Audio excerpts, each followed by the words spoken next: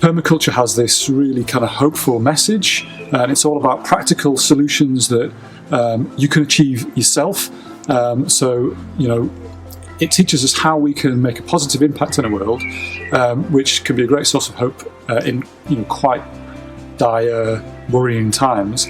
And it connects you to a community of like-minded people as well. Resilience isn't something that you go and put in after a disaster, after an earthquake, because permaculture already knows that preparing you to be able to live sustainably, you have to live in certain ways. So no matter what happens, you're able to use another resource or use another value. Where you put a young person together with an elder, the end of their life, and they have this magical connection.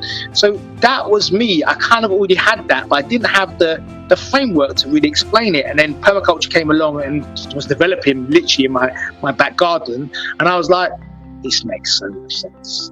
And then when you think about the history of, not just indigenous people, but people that have lived for years, thousands of years in nature, they understood this knowledge. They had this knowledge intrinsically within them. So I'm part of that legacy, but maybe I've never had the framework to kind of articulate that up until now. It gave me really this kind of structure and this theory and community that had kind of been missing from my life.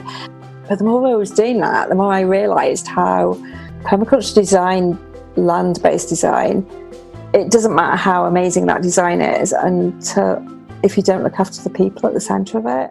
It showed me how nature works, and that's really efficiently. It showed me ways to get from a problem to a solution, whether that's just using the 3 core ethics of Earth Care, People Care, Fair Shares, design principles or processes. And then there's also a really supportive network that brings about resilience in community.